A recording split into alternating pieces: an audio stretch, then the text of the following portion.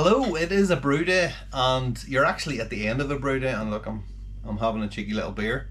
Now it's like 1:30 in the afternoon. This is really not a good idea. I haven't cleaned anything up, and I'm starting to drink already. It's really bad. I can only head one direction, and that direction is south.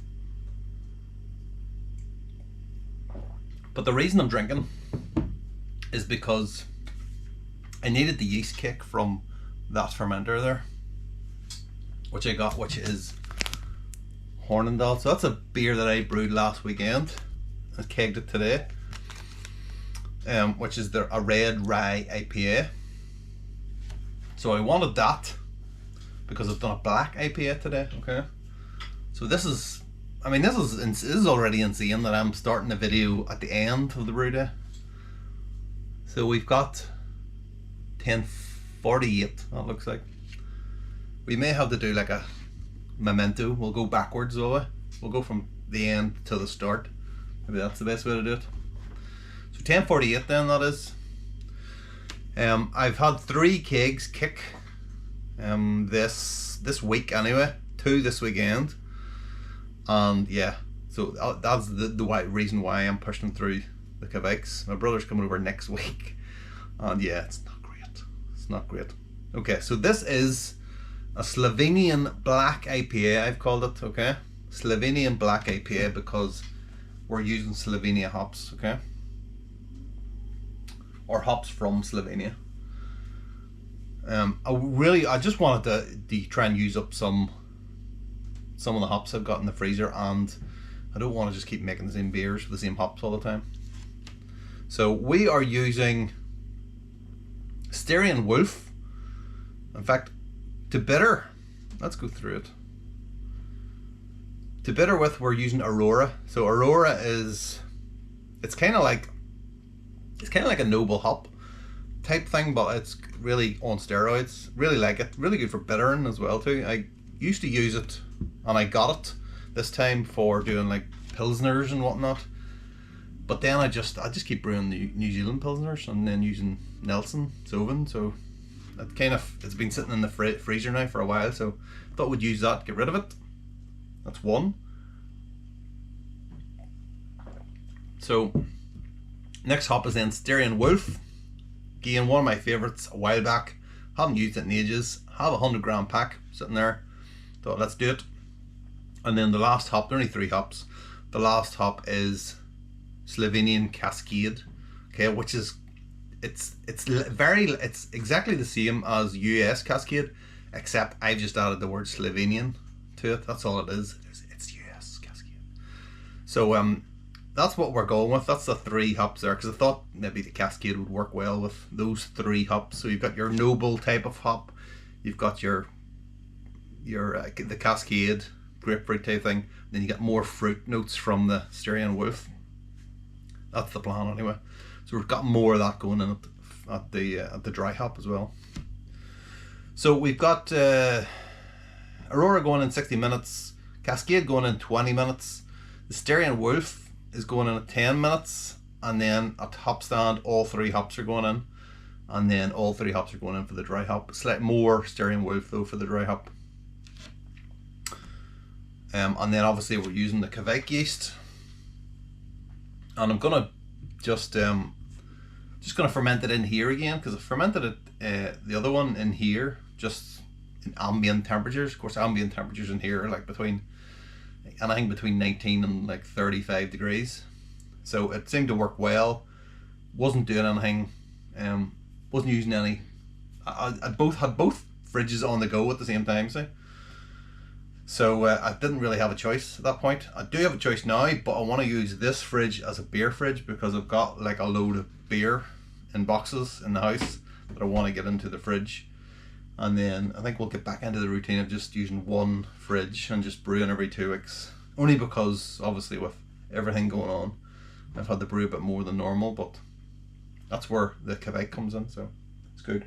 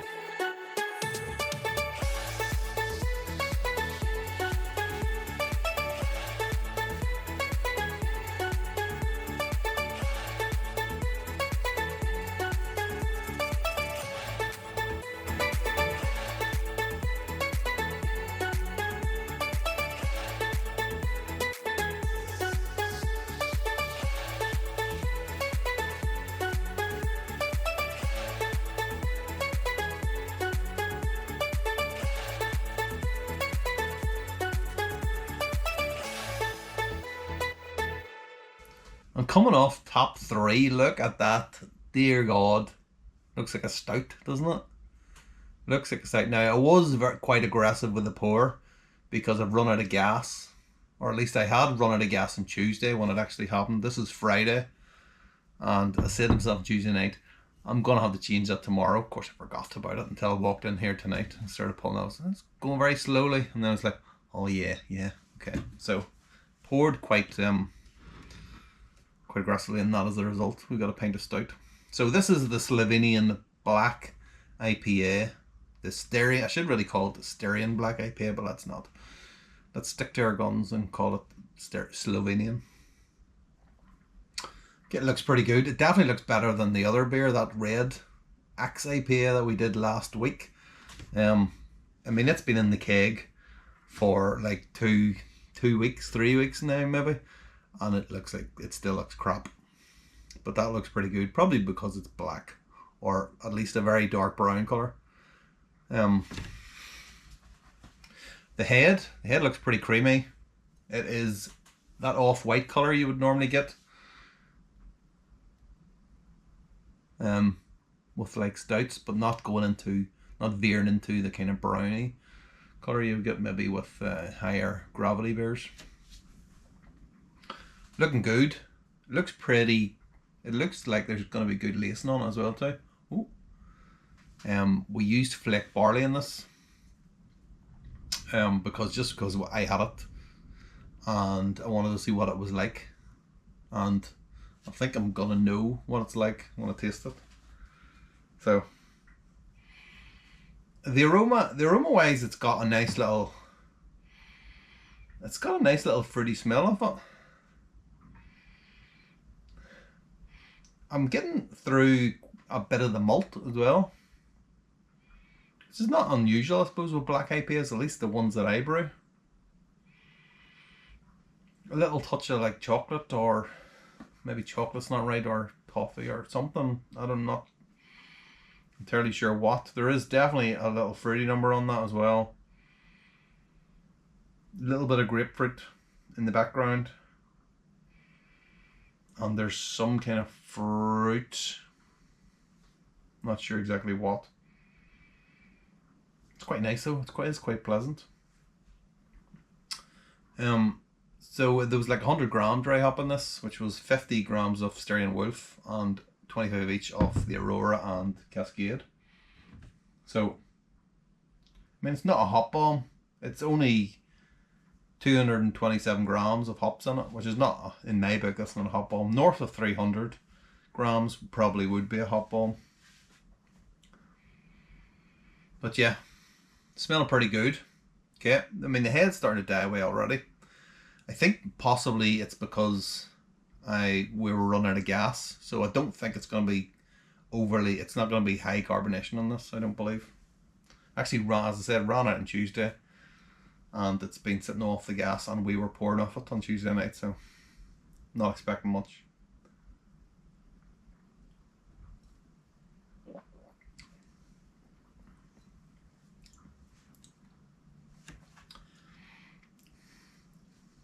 Always take two sips. Okay, 2 drinks, and then you can compose yourself and think about what to say. Which I'm not doing because I'm talking now, obviously.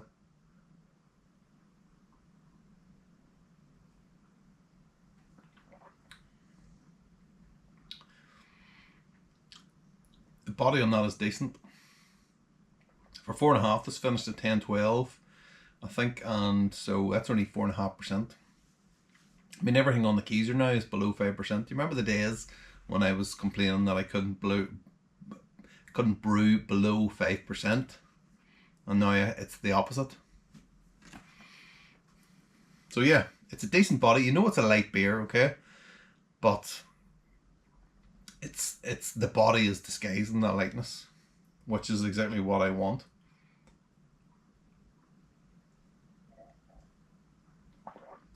So I think the flake barley is definitely doing the job there. You can see by the lacing, it's look at that. I mean, come on, good stuff, isn't it? Excellent. So yeah, impressed with that. Impressed with the body. Room was okay. Looks decent. And then the taste. And the taste is...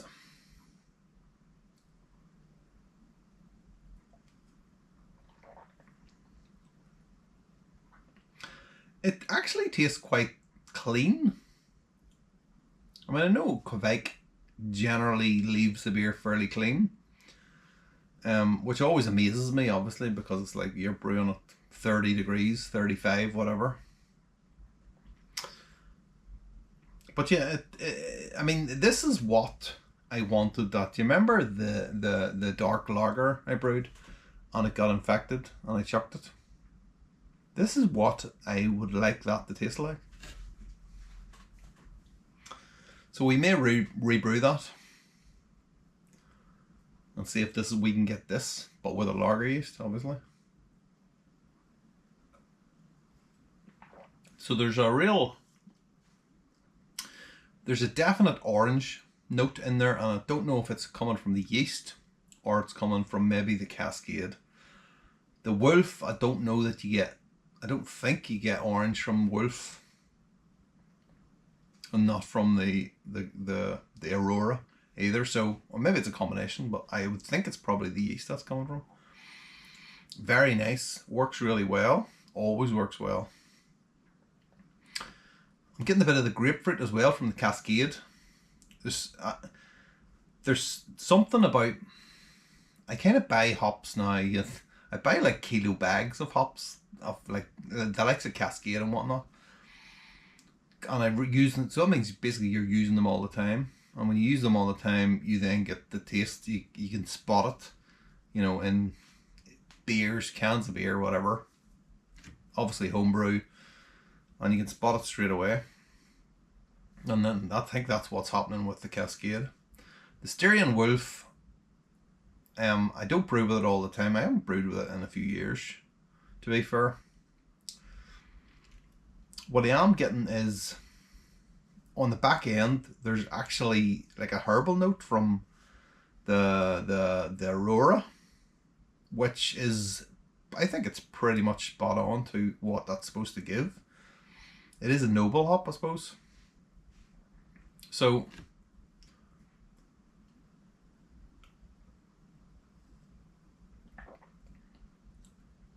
it works really well in there. I mean, I'm not I don't really use noble hops in like normal IPAs or anything like that, but if you can get it right, it works really well. It just gives it like a little different edge. It's kind of herbal taste on the end. And then apart from that, definitely getting fruity notes from that Wolf. Little touch of stone fruit in there. Little touch of something else. I'm not sure exactly what it is, but it's a fruity number.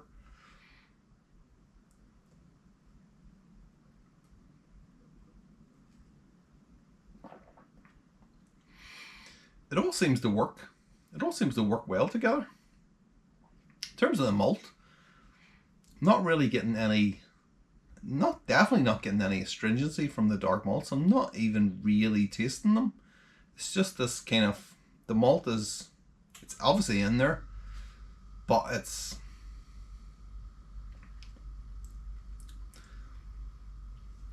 just backing up the hops is all it's doing, which is what you want with a black IPA, isn't it?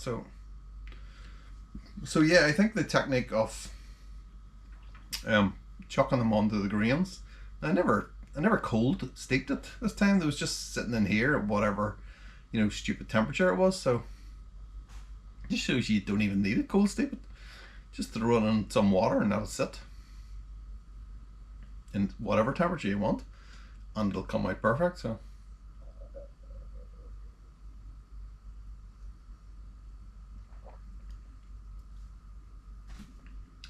tons of orange though. So yeah, that is definitely good. I want to say I'm surprised at how that's turned out. I'm really enjoying that. it's definitely on a par, if not better, than the Red IPA. So I definitely think using the Kveik in summertime is my kind of gonna be my go-to yeast. Obviously, I'm gonna be using the lager yeast for lagers, for the pilsners, New Zealand pilsners, and then our California Common the rest of the time. But yeah, definitely Kveik in here. You don't need the fridge on. Just room temperature, what could be anything between 20 and 35, 36, and it just comes out perfect every time. So it is definitely what you want, definitely. So yeah, you don't need temperature control with Kveik. I mean, even if you let it sit at 20 degrees, it would take longer, but it would still taste the same, wouldn't it? So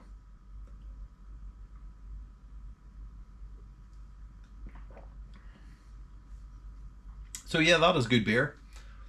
I'm very much enjoying that, and I'm going to go and have another one right now. So yeah, it's good. So cheers. See you next week.